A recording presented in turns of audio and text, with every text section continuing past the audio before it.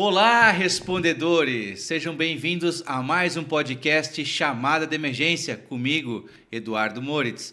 No dia de hoje, iremos falar com Fábio Barros, um instrutor que a gente já tentava a trazer há muito tempo. Fábio Barros é especialista em gestão de emergências Hazmat. Estará aqui conosco hoje para falar um pouco da sua história. E aí, Fábio, tudo bom? Fala, Eduardo, prazer estar aqui com vocês. Agradeço ao convite, né? E acho que é uma oportunidade ímpar de estar participando desse podcast e passando um pouquinho da minha história e um pouco também do que é o Hazmat hoje a nível Brasil e um pouquinho a nível mundial, né? Perfeito, Fábio. Há muito tempo a gente estava tentando trazer o Fábio aqui, só que o Fábio é de São Paulo e você sabe, a gente está em Curitiba, então não é fácil acertar essas agendas, logística, mas finalmente conseguimos trazer o Fábio Barros aqui, conhecido como o Barros, né? Né, Barros? Então, vamos começar, Fábio, com a pergunta que eu gostaria de te fazer. Me diga aqui, Fábio, onde é que te começou esse encanto teu pelo mundo Hazmat? Como é que começou essa história? Essa pergunta é bem típica, né? Então é bem bacana. Bom, quando eu saí do Exército, assim que eu saí do Exército, eu estava buscando alguma coisa que ainda mantivesse um pouco daquela história. Ou seja, que fosse algo similar. Ou seja, eu fiquei meio perdido sobre o que eu gostaria de ser. Praticamente eu posso dizer que meio que caí de paraquedas. Nesse período eu acabei fazendo um curso de resgate, uma duração de 3 meses, onde tinha a parte de emergência médica. E essa capacitação, ela acabou me atraindo pelo seguinte, eu comecei a ter uma percepção de que outros tipos de atendimento, ou seja, uma pessoa que era vítima de um incêndio, uma pessoa que era vítima de um atropelamento, uma pessoa que era vítima por intoxicação por algum produto, eles tinham características de atendimento de forma diferente. Então, eu comecei a fazer o quê? Eu comecei a buscar um pouco mais dessas áreas e acabei me dedicando também à parte de incêndio.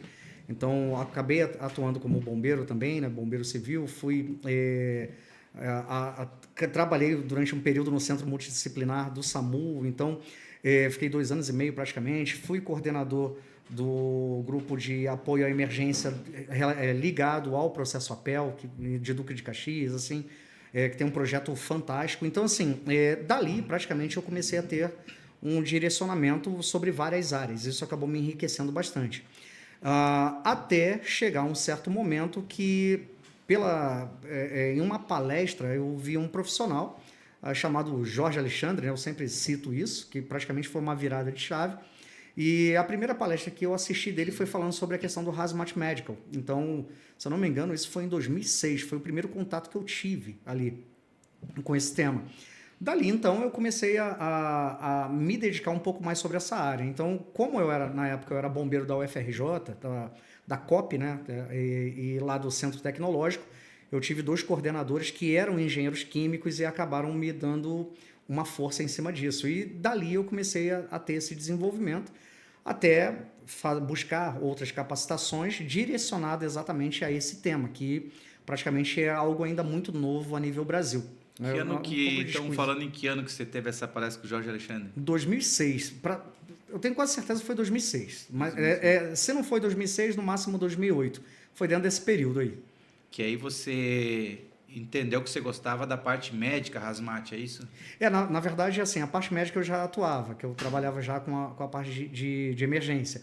Porém, a inserir a questão do Hazmat, que era um assunto ainda muito pequeno para mim, né? Muito desconhecido na época, o termo não era nem Hazmat, chamavam de emergências químicas, né? Depois a nomenclatura emergência com produtos perigosos. Então, é ali que me despertou um pouco mais de interesse, justamente pela questão do comportamento das substâncias frente à emergência médica. E eu tive uma percepção que era algo meio que desconhecido. Então, assim, eu acabei tendo um certo encanto pela toxicologia. Isso daí acabou me atraindo e eu acabei tendo uma dedicação um pouquinho mais direcionada, tanto na parte das operações Hazmat mesmo, né? Ou seja, da questão do controle do produto, como o atendimento. O que me chamou muita atenção nisso, eu gosto sempre de ressaltar o seguinte, eu tive um instrutor que ele falava o seguinte, ele falava, bom, tirar a pessoa de dentro de uma emergência com produtos perigosos é a parte mais simples. Teoricamente, é lógico que é uma forma simplificada de colocar o slogan, né? mas botar ela para funcionar que é o problema. E isso daí nós temos poucos profissionais dentro dessa área. E realmente, assim, nós vemos muito poucos, né? Mas existem, né? Mas assim, é bem interessante. E isso que me encantou bastante dentro desse tema. Legal, Fábio. E daí que ano ali que você foi entrar na UFRJ ali? Que ano que era isso já? Na UFRJ, se eu não me engano, acho que foi dentro do período de 2004, uma Ah, coisa foi assim. antes, então você estava Foi antes. nos laboratórios, daí já via essa Já realidade vi aquilo química. dali, eu já atuava praticamente com as emergências Ah, químicas, né? entendi. E agora, a questão toda de me direcionar essa parte do atendimento que veio um pouquinho mais tarde, quando eu comecei a conhecer esse lado, né? E foi o que me encantou, e me encanta até hoje, né? Algo que eu não paro de estudar, ainda continuo. Verdade. E aí depois dali, e o que você fez ali depois de 2006, até, como é que foi tua vida profissional ali depois, de já então bem focado no mundo hazmat, né? Bem focado e assim, apesar de eu estar atuando dentro da parte da UFRJ, não era só a área química, né? Como o Centro Tecnológico, ele é um centro de pesquisa, então assim, eram mais de 230 laboratórios que iam desde energia cinética até energia nuclear.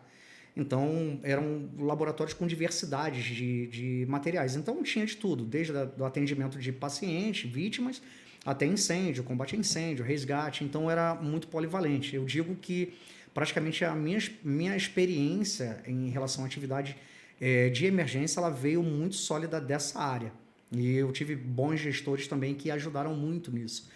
E dentro dessa parte eu já fazia instrução, né? Conforme eu comentei, quando eu estava nessa equipe de resgate, eu já era direcionado a monitorar, né? Então eu monitorava a atividade de resgate, de primeiros socorros, atendimento para hospitalar em si, desde o superficial até o nível intermediário, e dali, quando eu entrei na UFRJ, o responsável ele começou a me levar também para... Vou falar o nome dele aqui, o Wesley Pinheiro, né? Que é um grande amigo. Praticamente ele que me colocou nessa condição de instrução. Então, ele começou a me levar para as áreas de instruções. Eu comecei também a desenvolver dentro dessa parte. E o meu último, dentro desse período, como eu tinha uma escala que dava para vincular, então eu acabei trabalhando em outros lugares também. Então, eu fui bombeiro do Banco do Brasil, né? Atuei no Banco do Brasil, lá no CARD, no Rio de Janeiro. Atuei como bombeiro portuário no Porto de Niterói. Hoje eu acho que não tem mais essa atribuição lá. Então, e na UFRJ, que foi o meu ponto mais forte, ao qual eu fiquei pelo menos aí até 2014. Então, eu saí de lá em 2014, no início do ano, devido à questão de não conseguir mais ter conciliar praticamente a função da instrutoria, que começou a tomar uma demanda muito grande. Eu trocava serviço. Às vezes os colegas trocavam para mim ali, tiravam o serviço meu, mas começou a ficar muito cansativo. Então eu acabei tendo que abrir mão. Mas foi um período muito bom, muito gratificante e de muito aprendizado. E até 2014 você foi para o mundo privado como instrutor, isso? Isso. Aí de 2014 em diante, praticamente eu fiquei na parte privada. Porém, ainda teve um ponto bem importante. Em 2014, eu já estava me dedicando praticamente à questão de instrução, né? E eu recebi uma proposta, né? Lá no Rio de Janeiro tem um município chamado Valença, né? E Valença é o segundo maior município do estado do Rio de Janeiro. Primeiro é Campo dos Goytacazes, depois vem Valença e terceiro Volta Redonda. E eu recebi uma proposta para assumir a Secretaria de Defesa Civil lá. Então eu acabei entrando como subsecretário de Defesa Civil. E dali foram trabalhos assim muito muito bacanas, né? Relacionado à questão de emergências naturais, né? E atuando com a parte realmente de gestão de emergência. Então ali eu costumo até dizer, né, o seguinte, que a Defesa Civil ela me enriqueceu muito porque praticamente ela foi a única profissão, assim dizendo, de um vínculo, né, que eu pude utilizar tudo que eu estudei, tudo que eu aprendi. Ou seja, minha experiência praticamente foi toda colocada ali. Então foi uma condição muito boa, muito bacana mesmo. Aí, dali eu fiquei até 2016 e de 2016 praticamente focado somente em instrução mesmo.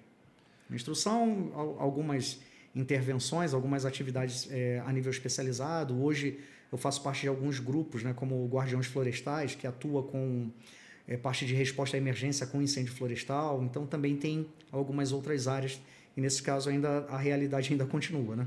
Perfeito. Então já é essa a minha pergunta. E hoje, o que você atua?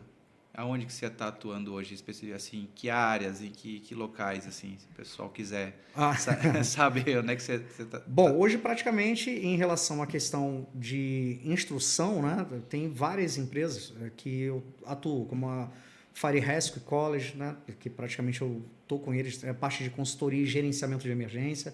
Eu faço instrução também da Ômega, que também é uma instituição de resposta à emergência.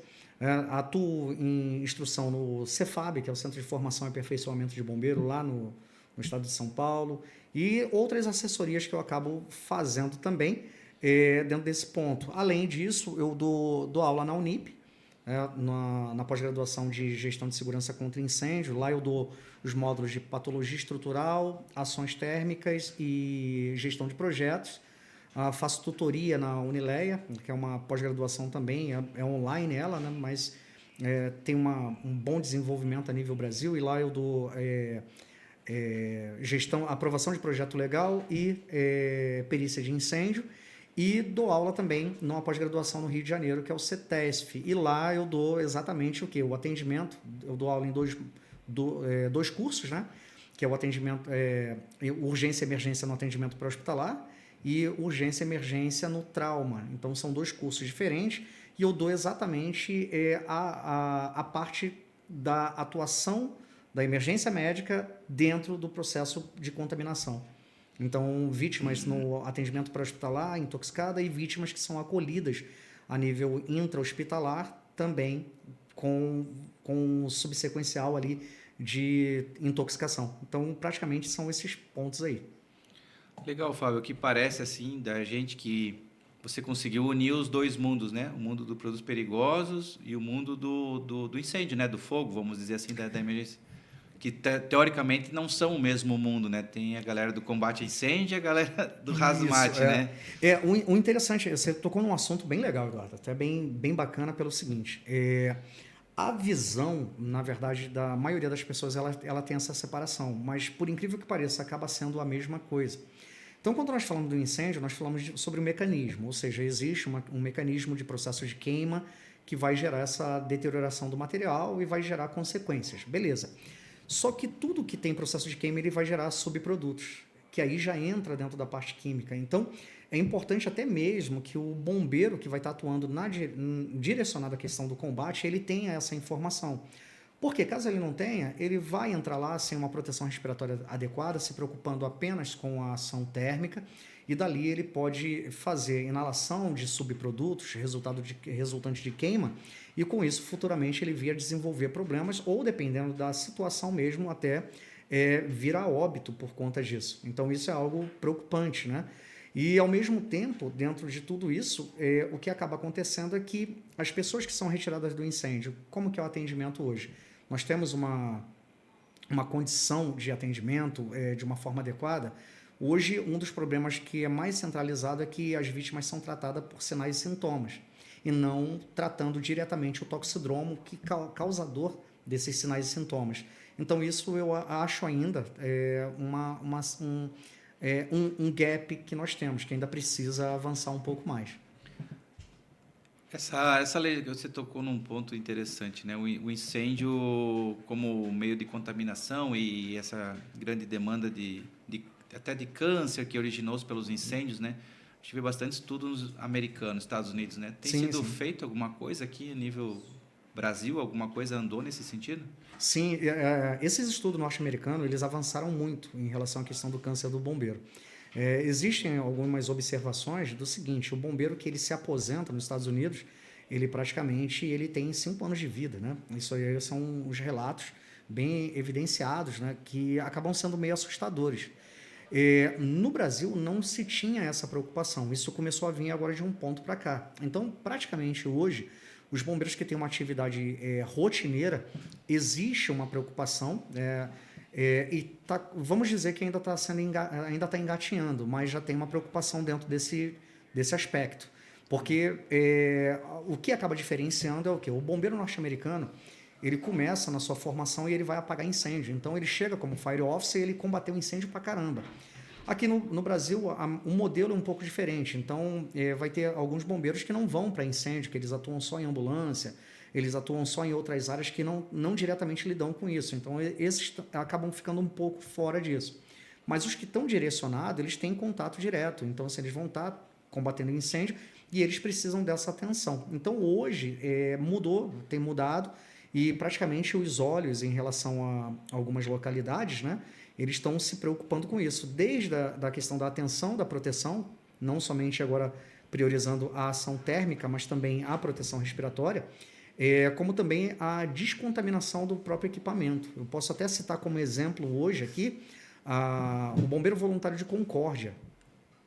Eles criaram uma estrutura para poder lavar e descontaminar os equipamentos quando exposto a um incêndio, né? Então, assim, é algo que movimentou. Então, assim, eu estou citando eles porque é uma instituição que eu conheço e foi algo que eles implementaram agora. Então, assim, a tendência é que isso se estenda para outras instituições, seja ela pública, seja ela privada. Então, isso é um ponto bem importante, mas é algo que realmente merece atenção.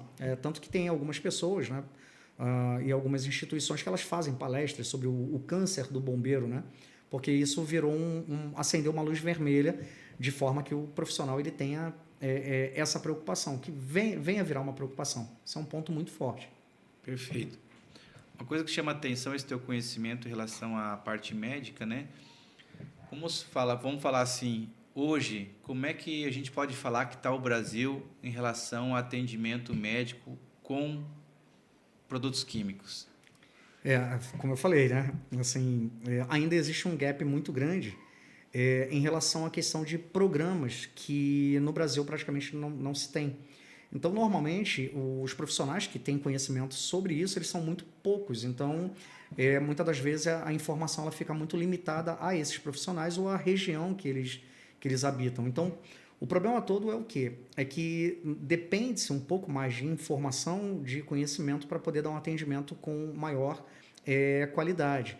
Conforme eu comentei, hoje, estou falando pelo que eu vejo hoje, hoje o que acaba acontecendo é que as pessoas que elas vão para um processo de intoxicação para atendimento, praticamente elas são tratadas de acordo com o conceito médico, baseado em sinais e sintomas.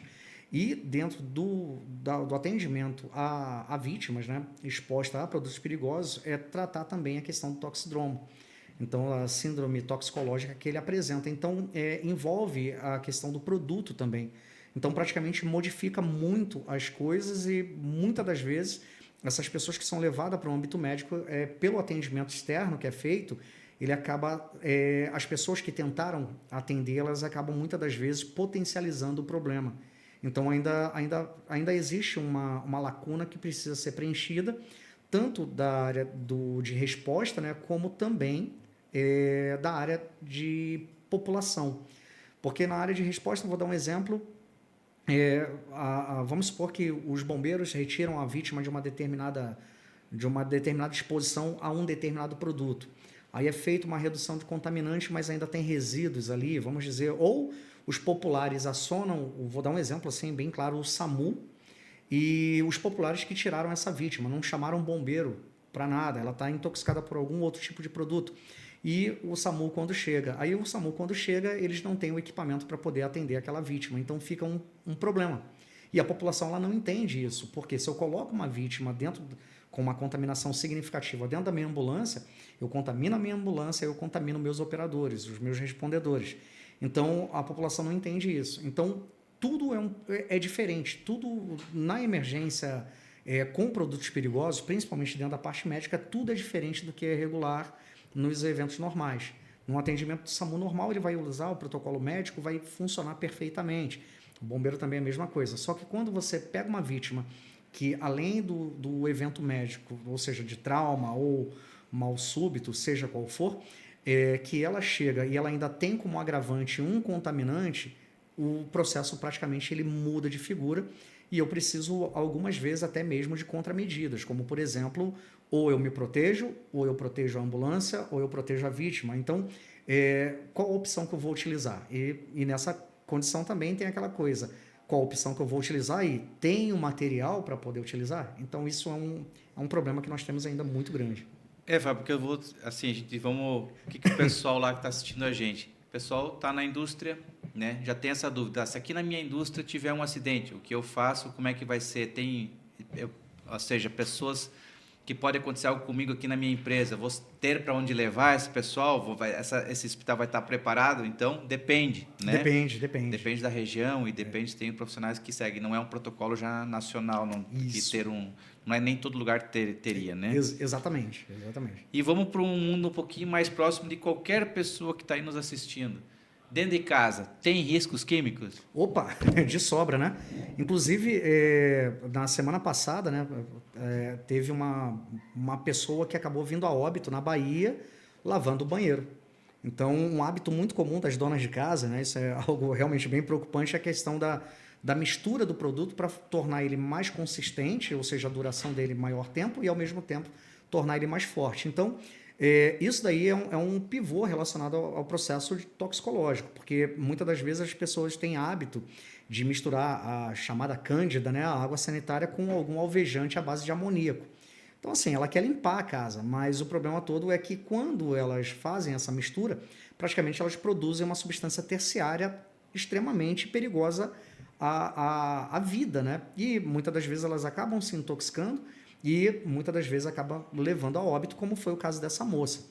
E para ver que isso não é tão distante, né? Não é algo assim que é tão difícil de acontecer, no ano passado teve um caso similar em Goiás e 28 dias depois teve um caso também similar com um rapaz, esse de Goiás a moça veio a óbito, do rapaz foi no Mato Grosso, ele passou mal, só que tinha gente na casa e conseguiu atender ele, e ele foi hospitalizado e agora essa moça na Bahia.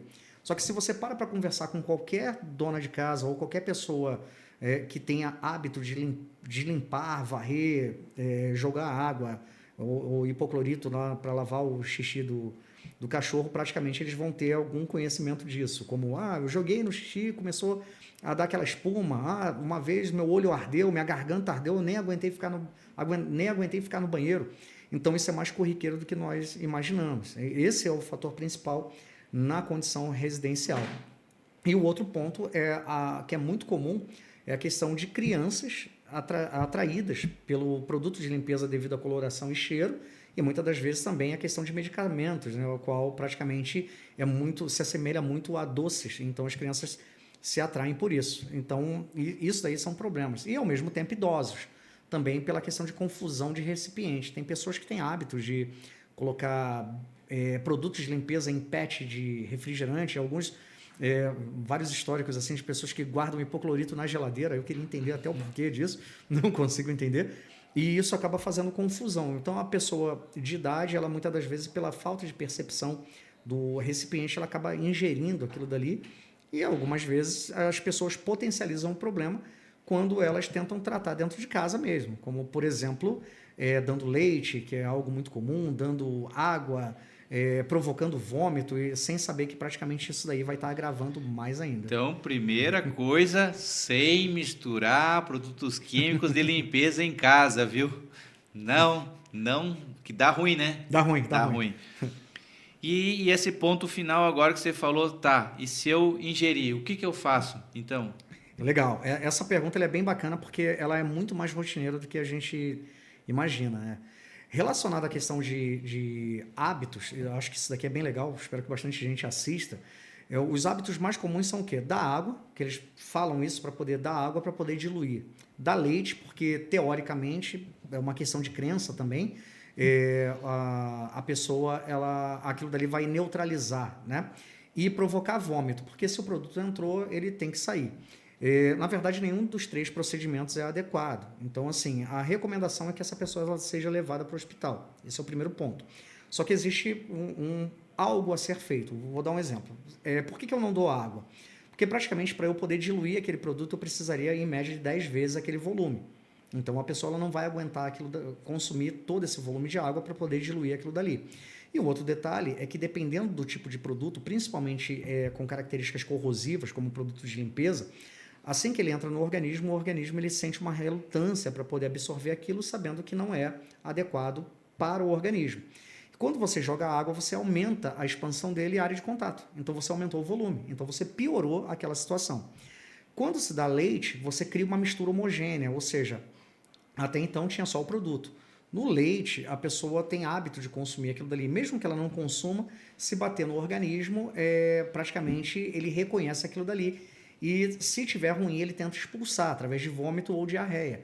Então, quando você tem uma substância química no estômago e você faz a ingestão do leite, a tendência é se tornar homogêneo e essa substância química gerar o apodrecimento daquele leite. Só que aí o teu organismo absorve para poder eliminar ele. Então, praticamente o leite acaba servindo como um vetor para o produto químico. E essa pessoa ela pode fazer o quê? Liberar o vômito, ou seja, vomitar, ou ter a liberação através do intestino. Se ela vomita e se ela tem uma diarreia ali, praticamente ela propagou essa contaminação. Então é um problema maior ainda. Então é outro ponto. E a questão do vômito é o quê? Normalmente as pessoas têm aquele hábito de tentar provocar o vômito. Só que eu preciso compreender que o meu estômago ele tem uma resistência, a mucosa estomacal ela tem uma resistência a ácidos, porém o meu esôfago não. Então, se eu faço a ingestão e provoco o vômito, praticamente eu vou estar agredindo o esôfago com o ácido clorídrico do estômago ou com o corrosivo que acabou entrando. Então, ele entrou, piorou e quando voltou, ele potencializa. Então, são alguns problemas. E o ideal é levar para o médico. A questão toda é como que eu levo ela para o médico? É utilizando a anatomia da própria vítima, da própria pessoa que está intoxicada. Posição lateral de segurança. Eu vou colocar ela deitada de lado para o lado esquerdo. Então, para o lado esquerdo, praticamente o estômago vai se tornar uma bolsa e aquela substância ela vai ficar ali confinada. Praticamente eu utilizo a anatomia dela. Resultado, eu ganho um espaço de aproximadamente 2 horas, né, de retardo desse produto para poder ter um atendimento. E isso acaba facilitando quando chegar a nível hospitalar. Praticamente o profissional de saúde ele vai ter uma facilidade melhor na atuação. Então, mesmo que eu leve, porque é o ideal, é sempre interessante colocar ela em posição lateral de segurança, causando um retardo. Bacana, acho que uma informação bastante útil, né? Tinha que ser bastante divulgada, porque realmente que eu escutava do mundo doméstico aí, né, de sem conhecimento, é justamente essas 3 que você falou, né? Não via nada diferente. Que bom cada um que com veio. uma receita, né? Cada um com uma receita. Bacana. E grandes emergências, o pessoal deve estar pensando aí, grandes emergências que aconteceram no Brasil, com grandes cases de intoxicação. A gente está tendo agora essa série na Netflix, aí, Emergência Sim, Química, a questão de Goiânia, né? O Césio 137. Então, assim, tem acontecido muitas coisas bastante grandes no Brasil também, a Boate Kiss, né? Kiss, exato. Você chegou a estudar esses assuntos assim? Sim. Foi até bem interessante que acabou chamando a atenção pelo seguinte. Essa série eu achei uma das coisas mais fantásticas. E praticamente depois que ela apareceu, acabou despertando o assunto, né? Despertando mais uma atenção para esse tipo de assunto. Então, no aspecto do césio, praticamente foi algo que hoje ele é considerado o maior acidente radioativo do mundo, né? O maior acidente radiológico do mundo, fora de uma planta industrial. Eu gosto sempre de deixar bem claro, quando falo maior acidente do mundo, aí o pessoal fala, ué, mas e Chernobyl? Calma. Então, hoje é considerado o maior acidente radiológico do mundo fora de uma planta industrial. Dentro de uma planta industrial é ali Chernobyl, tem essa consideração. Então, ele acabou despertando um pouco da atenção de profissionais de resposta à emergência, justamente porque, por conta da questão, eu ainda não consegui assistir devido à minha rotina, mas eu estou para assistir, as pessoas estão comentando muito bem. Eu quero ter oportunidade de assistir, porque eu tive a oportunidade em 2016 de participar de um curso ao qual um dos profissionais, né, que é o Dr. Carlos, o Dr. Carlos e o Dr. Sérgio, eles atuaram dentro dessa atividade, né? Então, assim, eles trouxeram vários relatos, várias informações muito bacanas sobre isso, bacana tecnicamente, e acabou despertando uma atenção sobre esse tipo de emergência, né? Uma síndrome aguda radiológica. Então, assim, é um pouco diferenciado, então ele chama bastante atenção. E como o radiológico ele acaba fazendo parte dos grupos dos produtos perigosos, praticamente quem gosta do tema acabou sendo atraído, né? Então teve uma busca interessante. E sobre a questão da Botkeys, foi um ponto bem importante, eu considero assim praticamente um marco na nossa história da emergência, do atendimento pré-hospitalar na emergência química, e até a continuidade, porque era algo um pouco desconhecido. Então, conforme nós comentamos, né, o incêndio ele é visto apenas pelo mecanismo, mas não pelas consequências. Então, pessoas que tiveram expostas ali acabaram vindo a óbito de forma imediata e outras que saíram, passaram mal e morreram.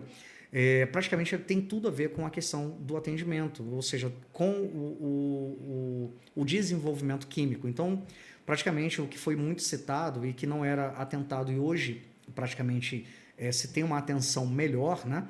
É a questão dos subprodutos que são liberados. No caso, lá na Botkeys foi relatado muito 3 produtos, né, em si. Mas o que esses produtos eles geraram nessas pessoas? Bom, a gente teve uma asfixia, intoxicação, contaminação, depressão neurológica e lesões termopulmonar. Então, praticamente, a inalação daquela fumaça ela trouxe um combo toxicológico para aquelas pessoas e causadores de diversas partes, né? Como, por exemplo, toda substância química que ela há dentro do teu organismo, possivelmente ela vai ter um órgão-alvo. E nós tivemos ali o quê? O monóxido de carbono, que é um agente sanguíneo, ele tem uma afinidade com a hemoglobina de 240 a 270 vezes mais rápido do que o oxigênio. Então, ele gera uma hipóxia celular. Tivemos o óxido de nitrogênio, que acondicionou nas regiões periféricas do pulmão, causando a pneumonia química. Por isso que muitas pessoas iam para casa, passavam mal dias depois, vamos colocar aí mais de 10 dias, e depois iam para o hospital e acabavam vindo a óbito por conta desse desenvolvimento. E um que foi muito citado, que foi o cianeto, justamente devido a ele também ser um agente sanguíneo e ter uma influência nos impulsos eletroquímicos. Então, praticamente, ele tem uma ligação com o ferro, um comportamento junto ao ferro celular, que impede que a célula produza ATP, né, que é a adenosina trifosfato. Então, a célula não tem energia para respirar, fazendo com que o oxigênio passe por ela sem passar pelo processo respiratório. E isso daí ele acaba afetando também a parte neurológica, onde você começa a ter uma incoerência de impulsos eletroquímicos. E essas pessoas acabavam vindo a óbito. Além disso, tivemos também no processo da queima ácido clorídrico, os hidrocarbonetos liberados, a acroleína, e cada um com sua atribuição. Esses 3 que eu citei são os 3 que foram mais citados. E além também de que todos esses gases e fumaça eles também vieram em alta temperatura. Então, a fumaça da Botkeys ela alcançou uma temperatura de 300 graus. E nós conseguimos entender que a partir de 67 graus já é considerado uma queimadura de 3º grau e 73 graus o tecido humano começa a se decompor. Então imagina essa fumaça sendo inalada e aquelas pessoas sofrendo, ou seja, sendo inalada e sofrendo queimaduras por uma substância de 300 graus. Então praticamente foi algo que marcou a história. E isso daí, em relação à questão de estudos, é algo que fora do Brasil não é algo muito novo. Para nós ainda é algo novo. Você falou muito na época dos antídotos, né? Que para trazer, eu acho que intoxicação por cianeto necessita daí usar antídotos para tratamento e para que salvasse, né? E na época não tinha, tiveram que trazer do exterior. Isso mudou alguma coisa, não? Algumas localidades possuem, né, mas praticamente do que eu conheço, do que eu tenho visto, instituições privadas, né, e também não é alto volume. Quando falou-se sobre a questão do antídoto, em períodos mais antigos eram utilizados nitritos e nitratos para poder tratar esse tipo de intoxicação. O problema é que nesse tratamento eles acabam desenvolvendo a metahemoglobina, que praticamente ela neutralizava o cianeto, porém ela permitia que o monóxido de carbono continuasse ainda a ação. Resultado, eu tinha decomposição celular ainda, então não resolvia em tudo. E devido à Botkeys, chegou-se a informação vinda de fora do Brasil que existe um kit, né, que é apelidado de cianokit, né? Apelidado não, na verdade o nome dele é esse mesmo, com uma substância chamada hidróxido de cobalamina, ao qual praticamente ela faz uma modificação no cianeto, né? Ou seja, de cianeto ele passa a cianocobalamina e é excretado pelo corpo. E praticamente ele não tem uma contraindicação devido a praticamente ele ser uma derivação da vitamina B12. Então é algo que a pessoa que foi retirada do incêndio, praticamente ela já pode aplicar aquilo dali de uma forma bem clara. Então é um ponto bem interessante para poder ser citado. O problema todo é o quê? Por que eu teria minhas dúvidas em cima de se ter ou não? É justamente pelo fato que, na época, em 2013, esse Cianokit ele estava numa média de 700 euros, né? Então, assim, hoje eu não tenho uma ideia de quanto tá, mas se ele estiver nessa faixa ainda, não, o preço foi congelado, continua barato ainda. É algo meio difícil de se adquirir. E sem contar também que não é algo rotineiro, né? Então, isso se torna complicadores, né? Mas o histórico nós já temos. A questão toda a resposta nós temos, aí fica uma interrogação. Perfeito. Que mais nesse teu período, então, que a gente pode falar aí, teu período profissional, SAMU, FRJ, você se lembra de mais algum evento que te chamou a atenção, assim, um tratamento, algo que você teve algum socorro que foi diferenciado, que te marcou a vida, assim? Teve um processo de intoxicação por agentes derivados de organofosforado e praticamente esse ponto, eu não vou citar as localidades assim, mas inclusive foi até bem recente, né, em relação à questão de uma pessoa que ela adentrou em um local que tinha acabado de passar um processo de detetização, né? E essa pessoa acabou fazendo o quê? Acabou inalando aquilo dali. E com isso, ela inalou e ela começou a desenvolver sequências de espasmos, né? Ou seja, crises convulsivas. Então, praticamente, quando nós falamos sobre algumas substâncias com essa característica, né, praticamente a gente já tem uma influência relacionada a uma neurotoxina. Então, praticamente aquilo dali foi algo que foi percebido posterior, depois do que? Se a pessoa ela chega numa crise convulsiva, eu posso praticamente dar vários diagnósticos. Ela pode ser epilética, ela pode ter tomado uma medicação que não... Ou está faltando uma medicação, ela pode estar tendo reação por algum outro tipo de produto, como um psicoativo ilícito. Então, tem vários fatores, né? Só que nesse caso, pela questão do histórico do que tinha sido feito, deu para chegar a essa conclusão e ao tratamento definitivo. Só que essa pessoa ela teve crises sequenciais relacionadas a crises convulsivas, ao qual praticamente gerou uma preocupação devido à possibilidade de uma falência do diafragma, né? Então, ela teve essas crises, ficou naquilo dali, e dali, pelo histórico dela, do que tinha acontecido, deu para poder chegar na definição do que era e dali fazer o tratamento. Então, isso daí hoje que é algo que não é muito difícil de acontecer, não. Veio da detetização. Da detetização. Bacana. Tem mais algum caso que você se lembra assim que foi interessante, que foi mais diferente, assim, alguma coisa que você lembra que gostaria de compartilhar? Dentre esses casos, a nível toxicológico mesmo, assim? Desse mundo. Teve uma situação até na própria UFRJ, isso daí já foi... Assim, ele não teve um atendimento a nível toxicológico, mas foi algo bem interessante, que foi eu estar utilizando uma roupa de proteção química e eu saí de dentro da operação passando mal. Então, acabou tendo um vazamento de um produto. Esse produto é até interessante, que eu não sei qual é até hoje. E o sistema de válvula estava fechado, estava quebrado, né? Quebrou e começou a vazar as pessoas que estavam naquele laboratório precisaram ser abandonadas da localidade. E eu fiz a entrada para poder recolher a informação, depois pedir orientação ao pessoal da manutenção, voltar para lá para poder, com as ferramentas para poder fechar aquilo dali. A parte do cilindro, então teve toda essa orientação. Só que era uma operação que foi curta, durou 40 minutos, só que ela aconteceu praticamente quase que antes de 8 horas da manhã, foi muito cedo. Eu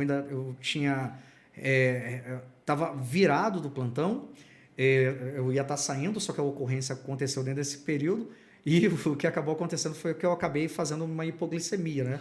Eu comecei a sentir aquilo dali, a sorte foi que praticamente a ocorrência já tinha finalizado. Só que quando eu saí, aí os colegas que estavam assumindo o plantão, eles viram que eu estava bambeando ali, aí já vieram para cima de mim, fizeram a redução do contaminante, depois fiquei sabendo que era um peróxido tranquilo, estava diluído, mas a percepção olfativa estava muito, muito forte.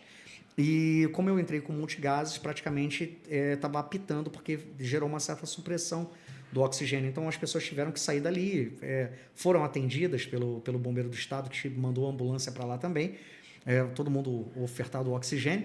E na hora que eu saí, eles pegaram, me tiraram, e na hora que eles tiraram a máscara, tudo ficou escuro. Eu não cheguei a apagar, mas praticamente me tiraram da tomada e a energia estava acabando. Aí acabaram fazendo os procedimentos direitinho e eu acabei ficando tranquilo. Isso foi bem interessante. E nesse dia foram 40 minutos que eu desidratei 3 quilos, né? Quando eu relato isso pro pessoal, o pessoal acaba falando assim, pô, vou comprar uma roupa dessa. Eu falei, não queira, não queira. O dia que o Fábio Barros quase desligou o disjuntor. Faltou pouco. Legal. Então, amigos respondedores que estão aí nos assistindo, estão gostando dessa entrevista, não esquece, ativa o sininho aí, como a gente costuma falar, se inscreve no canal para ficar por dentro desta entrevista e de muitas outras que estão por vir. Teremos o ano aí com muito mais entrevistas e sempre com temas muito interessantes relacionados a esse mundo hazmat. Então, não esquece de seguir a gente, seguir aí o canal, que sempre vai ter coisas bastante interessantes. Estamos nos esforçando bastante para trazer gente boa de gabarito, como hoje estamos aqui com o Fábio Barros. E também não poderíamos deixar de agradecer alguns dos nossos patrocinadores que fazem o show acontecer. Obrigado, então, a Globaltech, que distribui e vende o Difoterini, e muito ligado a essa área aqui do Fábio Barros. Quem não sabe, o Difoterini é justamente utilizado para se há um contato do químico com a pele, né? Ele funciona como se fosse um neutralizante desse químico. Então é o único produto no mundo que faz isso, um produto de origem francesa, distribuído no Brasil pela Globaltech. Então, se você tem químicos na sua indústria, não deixe de ter o Difoterini. Procure agora mesmo a Globaltech. Há 25 anos, a Globaltech é referência na importação e distribuição de produtos de saúde e segurança e equipamentos de alta tecnologia.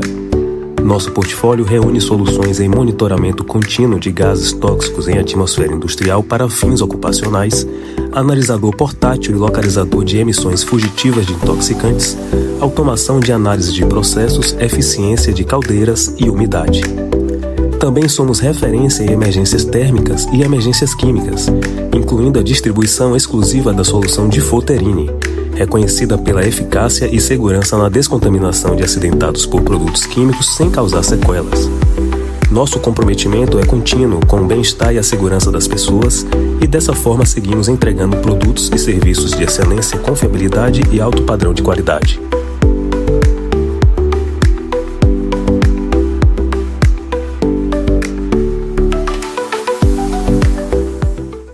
Já usou o Difoterini, Fábio? Opa, eu tive a oportunidade de usar no ano retrasado. Uma indústria teve um vazamento de soda e eu estava palestrando, né? Exatamente sobre... Tudo se juntou, né? Praticamente foi uma palestra sobre emergência química no nível de alerta, né? Ou seja, orientação, e acabou tendo esse evento. Então, como estava com o material, eu consegui aplicar. E assim, eu já conhecia o produto, tinha ótimas referências sobre ele, só que o mais interessante foi ver ele na prática. Então, a aplicação dele, direcionada à perna, até porque o alcance tinha sido bem grande, foi aplicado e, como procedimento da empresa, essa pessoa ela foi levada para o hospital. No hospital, o médico fez uma análise e falou, pode voltar. E quando ele voltou, isso que foi o mais interessante, porque até então teve o vazamento, o produto pegou na roupa, a roupa estava em contato com ele, aí, pós o corte da roupa, no caso da calça, ela foi aplicada. E essa aplicação poderia, assim, sem aplicação, poderia posteriormente vir a gerar a necrose daquela área, né, daquele tecido. Porém, quando ele voltou, o mais interessante, parecia uma queimadura de quem tinha encostado no local quente, somente isso. Então, foi algo realmente interessante. Então, hoje, praticamente assim, é uma das melhores ferramentas relacionado à questão de ácidos e bases que eu conheço. E vou até ressaltar um pouco mais aqui, além do Difoterini, o Hexaflorine também. Isso aqui, na verdade, eu vou chamar um pouco da atenção, justamente porque hoje a tecnologia ela tem avançado. Então, hoje é muito comum se ter a questão de baterias de íon lítio em vários tipos de materiais, como notebook, até praticamente ferramentas e principalmente veículos. Então, hoje, quando se tem incêndios com essas características, é bom atentar para possíveis lesões através desse tipo de vapores, né? Por quê?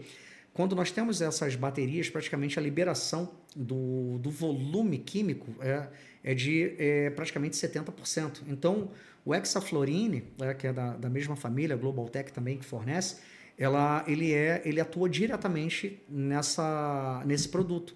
Então, praticamente, ele é específico para isso. Então, mesmo essa substância sendo liberada, que no caso é o ácido hidrofluorídrico, ele sendo um ácido leve, ele tem uma característica sistêmica. Então, é muito importante que os respondedores conheçam esses produtos, conheçam essa dinâmica que hoje é algo atual e saibam como utilizar. Então, é algo que eu chamo atenção assim, para o pessoal, para poder ver bem isso. Eu acho que você tocou um assunto bastante em voga aí, né? Bastante importante. Muita gente falando de incêndio, né? Fogo em carros elétricos. Hoje tá em ênfase, né? Então, tá bem enfático. você está dizendo aqui que a combustão gera HF, é isso? A diferença, nós comentamos sobre a boate Keys ainda agora, né? A diferença relacionada ao processo de queima pelas reações químicas que a bateria causa, praticamente quando ela libera a fuga dela, ela vai liberar os solventes orgânicos, que faz praticamente com que esse vapor ele pegue fogo de forma imediata, e que o maior problema relacionado à bateria de íon lítio não é necessariamente o fogo, ele tem suas particularidades, mas a maior preocupação ele é a fuga térmica. E essa fuga térmica, o maior volume dele é exatamente esses solventes orgânicos e o HF, né? No caso o ácido fluorídrico, e que ele tem um comportamento sistêmico muito, muito crítico, né? E o pior de tudo, muito rápido. E posteriormente ele vai se juntar, depois do processo de combustão, ele também se junta com aqueles outros produtos que nós falamos. Então, a fumaça de um veículo elétrico, praticamente ela tem alguns potencializadores que vão ter resultados assim um pouco mais rápido. Então, é um motivo de atenção e praticamente é algo preocupante, né? Hoje, o que eu ouço de relatos relacionados nos Estados Unidos, né? É o que? Toda vez que tem acidentes e envolvam pessoas com íon lítio, vai uma unidade médica, né? uma ambulância paramédica de hazmat medical.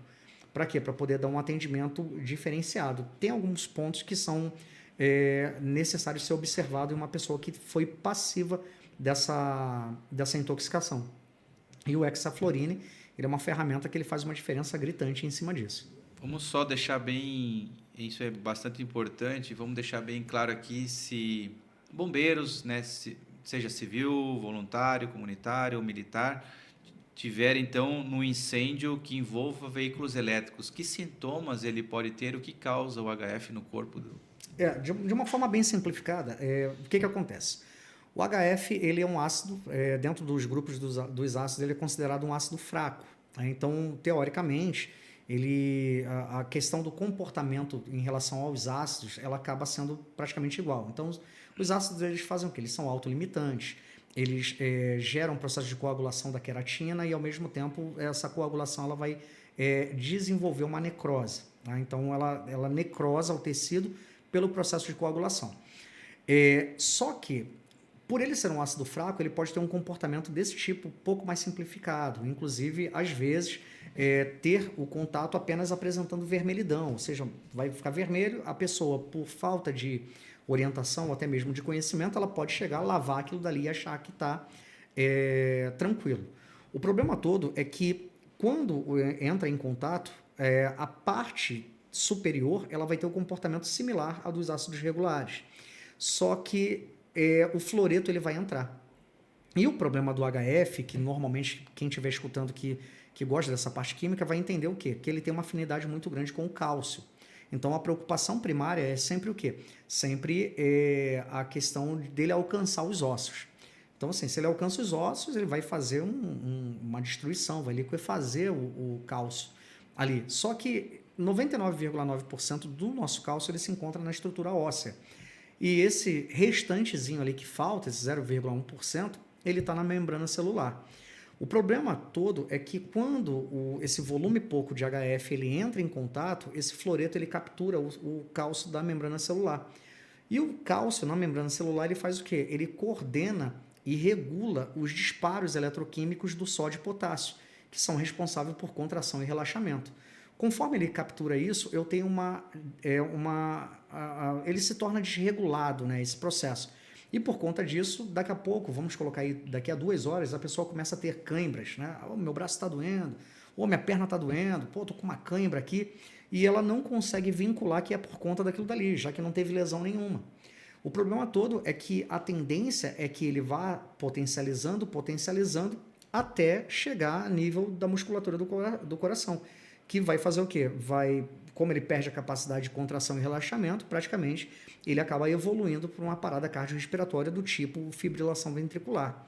Então, essa pessoa ela vai precisar de um atendimento rápido e, ao mesmo tempo, se ela já começar a sentir dores, que são dores significativas, chegando no hospital, praticamente, se o médico não tiver uma ideia, né, a equipe de saúde não tiver uma ideia sobre isso, praticamente eles vão ficar dando tramal, morfina, né? Ou seja, altos opioides e que não vão fazer efeito, porque o problema não é a questão da medicação, e sim a falta de sais que trabalham dentro da contração e relaxamento.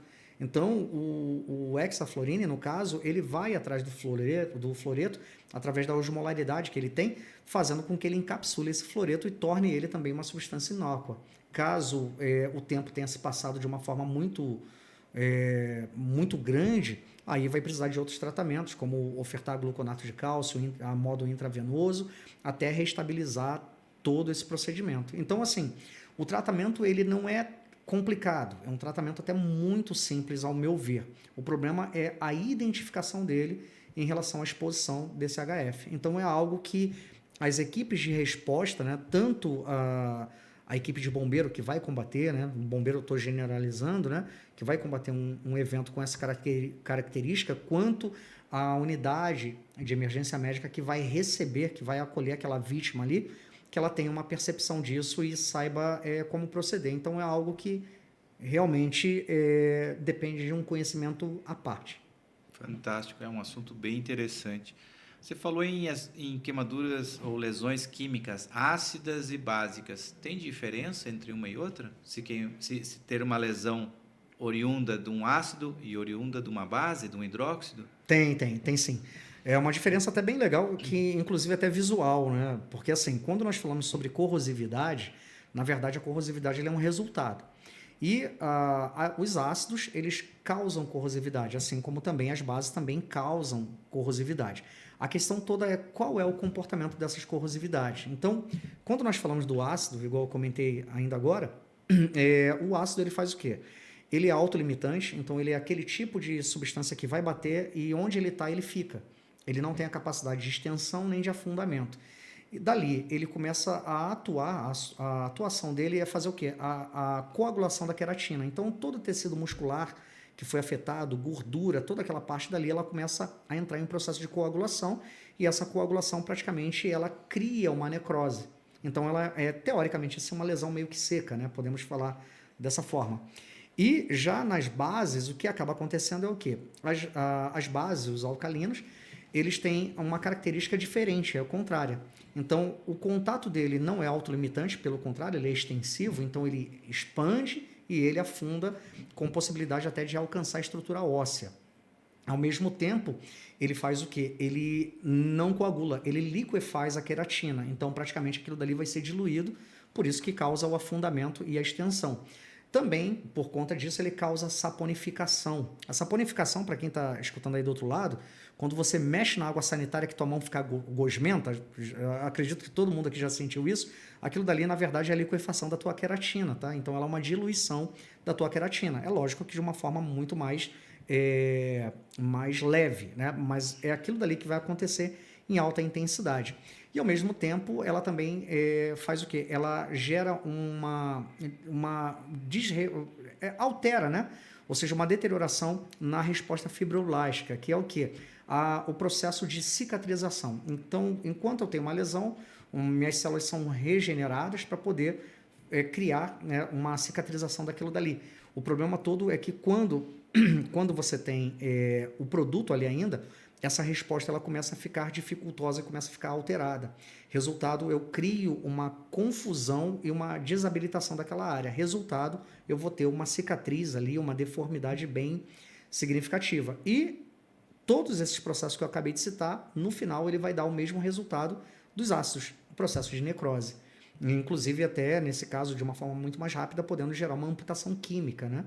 Então, praticamente, o comportamento seria, eu gosto de citar assim nas minhas aulas, bom, os ácidos são lesões secas, enquanto as bases são lesões úmidas.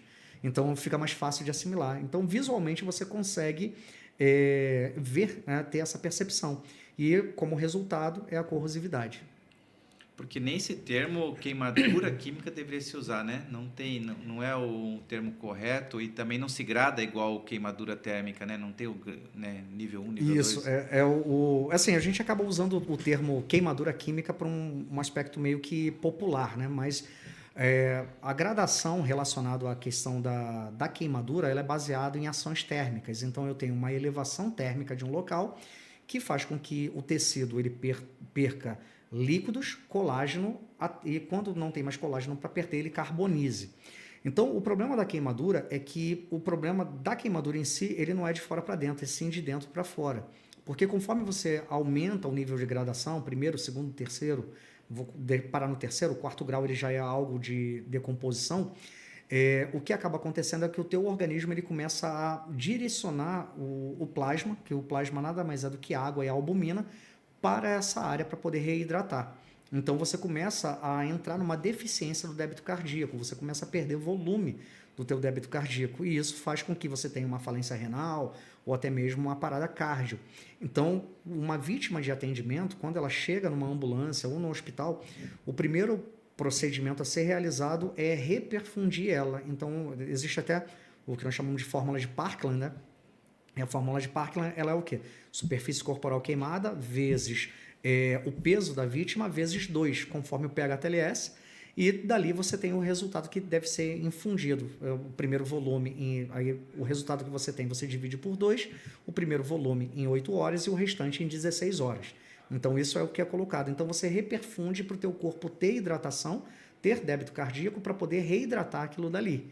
Já na lesão por corrosivos, ela não tem essa característica, porque ela não gera um processo, né, um colapso hemodinâmico. Ela praticamente é muscular, como eu comentei, ou ela vai gerar necrose por coagulação ou por liquefação. Então, não preciso de uma reposição volêmica para ele. Então, são ações diferentes. Então, ele não tem profundidade, primeiro, segundo, terceiro grau. Não, ele só tem camadas de alcance. Então, a gente só usa a questão da superfície corporal queimada. E o tratamento, ele sempre vai ser focado no processo de redução ou neutralização, como os agentes do antifoterina e o hexaflorina. Então, tem essa diferença. A gente acaba chamando de queimadura porque as terminações nervosas que comunicam a dor são as mesmas, né? Do frio, do calor e da corrosividade. Então, a sensação é uma sensação de ardor, similar a de uma queimadura, só que a mecânica, a fisiopatologia não é de uma queimadura. Só dar a dica, igual você deu para os acidentes químicos domésticos, como dá para as queimaduras domésticas então também, né? Sim. Se queimar em casa, é para passar pasta de dente? Nunca. Essa é boa. Quando fala sobre a questão de queimaduras em casa, apenas água.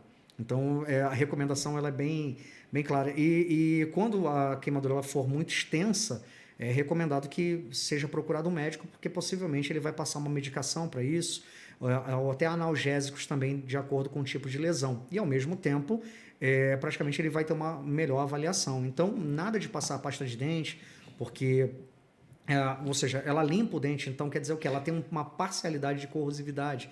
Ao mesmo tempo, né, ou seja, tem bicarbonato de sódio na pasta de dente, né? Antigamente tinha flúor, hoje o volume é muito pequenininho, então já tinha isso.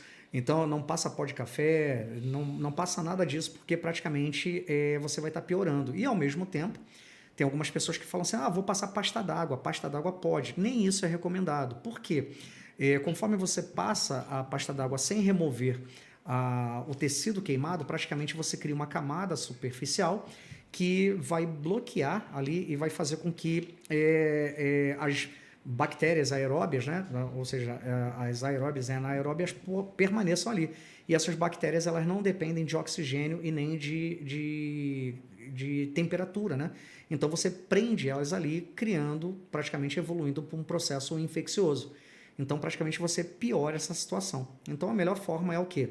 Como eu comentei, a queimadura ela é uma perda inicial de líquido, né? E se ela, de repente, for uma queimadura um pouco mais acentuada, que fizer a descontinuidade do tecido, a pele se romper, se rasgar, praticamente é interessante que você apenas hidrate aquela área ali, pelo menos em água corrente, em temperatura ambiente, num prazo de 15 minutos. Se puder, envolva ela com algum material plástico, né? aquele filme de enrolar alimentos ou até mesmo papel alumínio e leve para o hospital. E no hospital o médico vai avaliar aquilo dali e ao mesmo tempo ela vai fazer o quê? Ele vai recomendar a medicação e se tiver a produção de bolhas que você também não estoure. Tá? Porque na verdade é que como você perdeu o líquido, ele tá tentando regenerar aquilo dali. Então ele está tentando reidratar aquela área. Então são esses pontos importantes para o pessoal de casa. Perfeito, perfeito. Ficam aí as duas dicas. Acidentes domésticos, engenharia química no lar. Legal.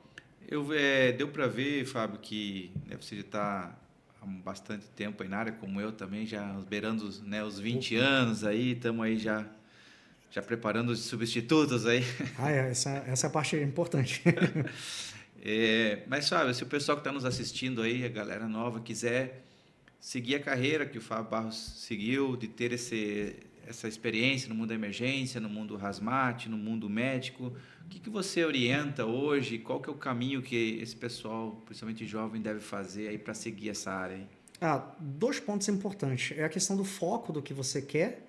Então, assim, vou falar isso muito para bombeiros civis, onde eu tenho muito contato também, muitas pessoas que acabam me seguindo, assim, é bem legal. Porque, assim, a pessoa, às vezes, ela se forma e ela acaba desistindo no meio do percurso, né, depois de formado, porque não conseguiu arrumar emprego. Então, assim, a questão do emprego ela é uma fase. Então, você pode não ter ali agora, mas futuramente você vai ter. Só comentar uma coisa aqui rapidinho. O primeiro curso de resgate que eu fiz, até bem legal, praticamente eu vendia jornal na rua, né? Então, hoje, se dependesse de hoje, eu acho que eu ia morrer de fome, porque praticamente ninguém mais compra jornal. Então, graças a Deus que foi naquela época. Então, assim, eu usava um colete gigante, lá no Rio de Janeiro tem um jornal chamado O Dia, né? E eu ficava com um bolo de jornal, assim, no semáforo, batendo e oferecendo o jornal ali. Na época era 50 centavos, era coisa baratinha, para poder ter um salário, na época, por semana de 86 reais, né? Então, era um volume muito pouco e eu acabei não tendo nem dinheiro para fazer o curso. Então, não tinha um dinheiro para poder fazer o curso. Então, eu tinha que fazer o quê? Todo o dinheiro que eu tinha ali, ele era direcionado à passagem e o pagamento da mensalidade. Então, um negócio que eu fazia quando começou a ter aulas estendidas para o sábado, é que eu levava pão com mortadela na mochila, né? E, assim, a galera que fazia curso comigo, todo mundo era da área de saúde, né? Era muitos enfermeiros, muito técnico, né? E eu estava entrando na área ainda. E era interessante o seguinte, eu chegava lá a pé, porque eu pegava eram 2 ônibus que eu precisava pegar, só que eu só tinha dinheiro para um. Então eu pegava um da minha casa até a área de Cascadura, né? Acho que os amigos que tiverem... E quem estava comigo no curso lá vai lembrar disso. O Vitor vai ver isso aí, que eu vou encaminhar para ele. Eu ia até a Cascadura, e de Cascadura eu ia andando, né, até a área. Então, assim, na época que eu comecei lá, eu ainda estava no Exército, então foi um ponto bem interessante. E aí, só que foi logo na saída. Então, eu saí do Exército e estava ali... Estava com o físico, estava no gás. Estava no gás e eu tinha que dar continuidade. Então, foi um ponto bem importante. E com isso, o pessoal com dinheiro, aquela coisa todinha, assim, e eu não tinha. Então, muitas das vezes, o pessoal falava, pô, Fábio, vamos lá no Norte Shopping para almoçar. Eu falava, tá, não, vou terminar de copiar aqui, só que eu já tinha terminado. Então eu deixava ali e ficava fingindo que estava copiando para o pessoal poder ir e eu comer meu pão. E às vezes alguns ficavam assim, não, a gente espera, aí ficava na sala também. Eu falava, não, peraí, então vou só no banheiro. Aí eu pegava a mochila, levava para o banheiro, eu comia o pão e bebia água na bica, né? Então aí eu já estava empanzinado, quando chegava no shopping, eu falava, não tô com fome não, tá tranquilo. Aí sempre tinha aquele bonzinho, morde aí, dá uma mordida aí. Aí era o que salvava. Então, assim, foco e objetivo. E outra, quem escolhe ser da profissão de emergência, né? Acho que, igual nós comentamos, questão de tempo, né? Você, melhor do que ninguém, vai me compreender isso, né? É estudar sempre, porque a ciência da emergência, ela é uma verdade provisória, né? Ou ela é uma verdade momentânea. Então, nesse momento, ela é uma verdade. Daqui a 2, 3 anos, 4 anos, 5 anos, é uma outra verdade. Então, são tipos de conteúdo, tipos de contexto que mudam, né? E nós precisamos acompanhar isso. Caso contrário, eu vou ficar igual aquelas pessoas que acham que colocar pó de café na hemorragia vai sarar, né? Então, vira praticamente uma crença ao invés de estar dentro de uma literatura. Então, isso são pontos bem importantes. Assim, a atenção e prudência, porque praticamente a ciência ela te explica as coisas, né? A ciência praticamente ela te explica as coisas. A técnica ela te faz fazer as coisas, mas a prudência é que te leva para casa. Então, situação de emergência, praticamente você depende de tudo isso, de conhecimento, de técnica e prudência. Então, isso é um ponto bem importante a ser citado, né? Show de bola, fantástico. Então, você não ganhou o apelido lá de pão com mortandela, nada? Não, eu acho que o pessoal está sabendo disso agora. Ah, é? Tem 2 amigos que sabem disso aí, mas o restante da galera acho que mas legal. estão sabendo disso agora. Eu acho isso bem interessante, Fábio. Mostra a tua... que chegou, né? Onde chegou sendo reconhecido a nível, né, Brasil aí, com muita luta. E eu acho muito valoroso, né? Eu acho muito legal. Vários de nós desse mundo viemos dessa realidade, né? E mostra que é uma longa jornada, deve ser nunca desistir, né? Que nem eu falo para o pessoal, a primeira vez que eu fui para os Estados Unidos fazer curso, eu vendi o carro que eu tinha, né? Fui lá, vendi o carro e fui fazer curso, mas você vai vender o carro, depois eu vejo como faz. Depois eu vejo o outro, Então, são várias coisas assim que realmente vão mostrando um profissional que ele sabe onde quer chegar, né? Eu acho que isso é valoroso, né? As coisas não vêm tão fácil assim, sim, né? Sim.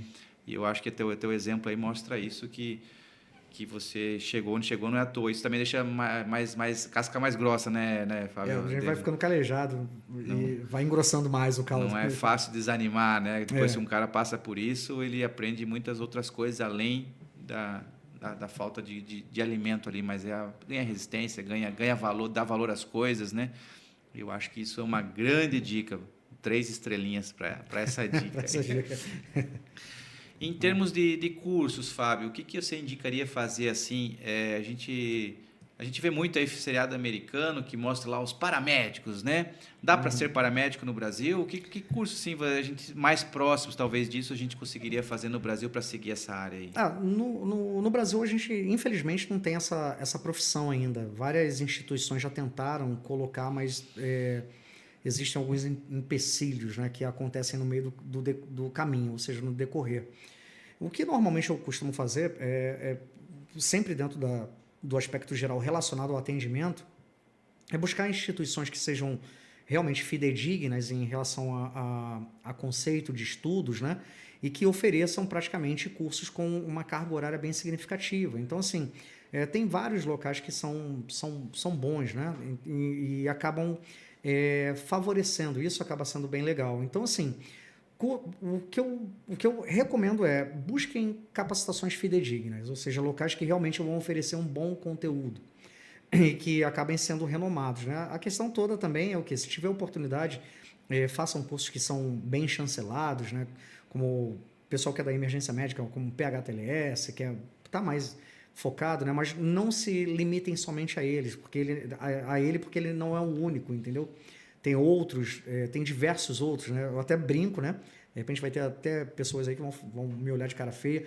Assim, dentro dos programas relacionados à emergência médica, o PHTLS é o que eu menos gosto. Tem outros que eu gosto mais, entendeu? Então, assim, busquem, porque quanto mais você busca, mais você tem fome de conhecimento e mais... Fiquei curioso saber qual que são, Fábio, os que você mais gosta. Hoje, praticamente, os programas que eu gosto muito é o chamado NANCE, né? O NANCE Carolyn, e o ITLS, que é muito parecido, que também está dentro desse grupo também. Então, assim, são programas... Tem outros, como o Matox, né?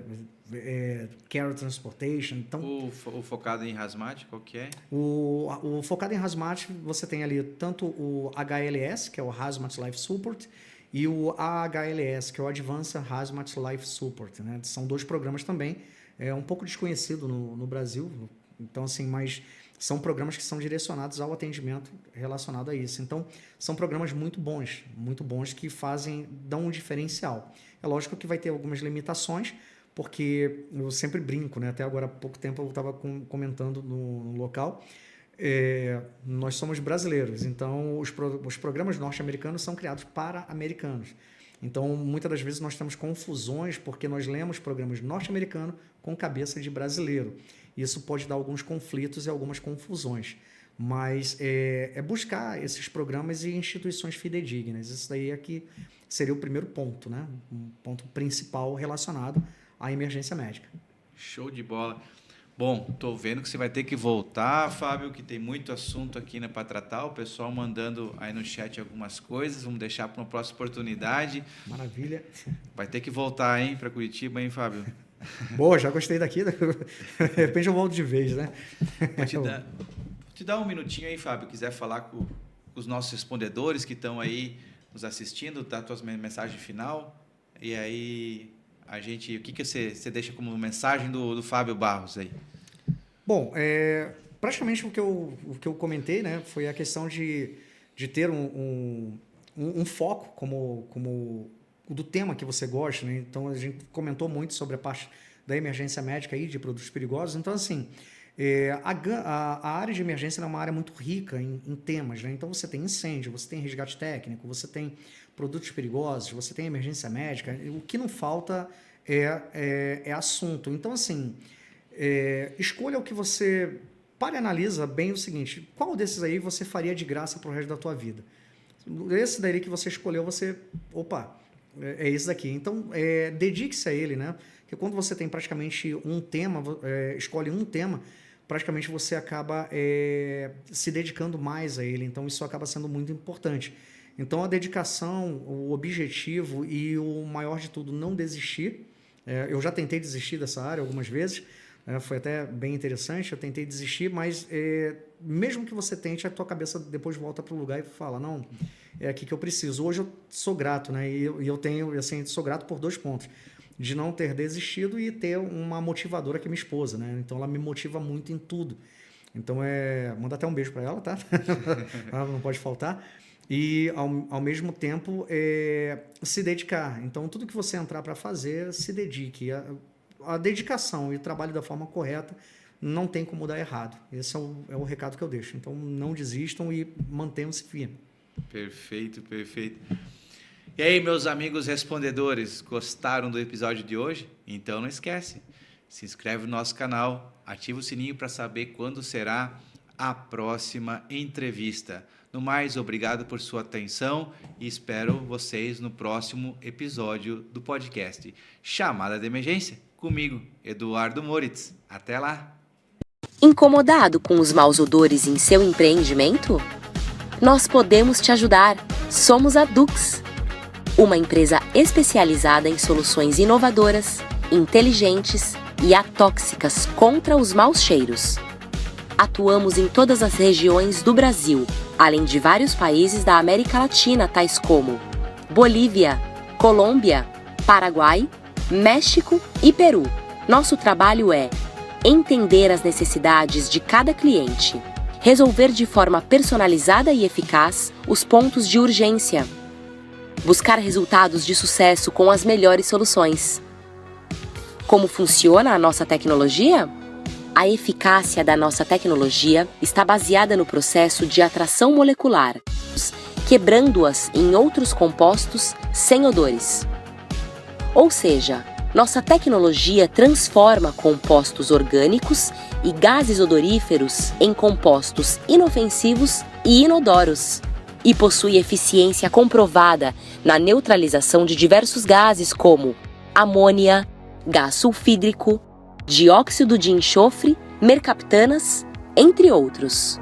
Nós também oferecemos uma ampla gama de equipamentos exclusivos, que são adaptados às necessidades específicas de cada cliente e exigem uma manutenção muito simples. Prestamos o melhor serviço de neutralização de odores com o tratamento do ar e biológico. E assim contribuímos para um mundo mais sustentável e desenvolvido. Entre em contato conosco e agende sua avaliação técnica sem custo. Há 25 anos, a Globaltec é referência na importação e distribuição de produtos de saúde e segurança e equipamentos de alta tecnologia. Nosso portfólio reúne soluções em monitoramento contínuo de gases tóxicos em atmosfera industrial para fins ocupacionais, analisador portátil e localizador de emissões fugitivas de intoxicantes, automação de análise de processos, eficiência de caldeiras e umidade. Também somos referência em emergências térmicas e emergências químicas, incluindo a distribuição exclusiva da solução Difoterine, reconhecida pela eficácia e segurança na descontaminação de acidentados por produtos químicos sem causar sequelas. Nosso comprometimento é contínuo com o bem-estar e a segurança das pessoas e dessa forma seguimos entregando produtos e serviços de excelência, confiabilidade e alto padrão de qualidade.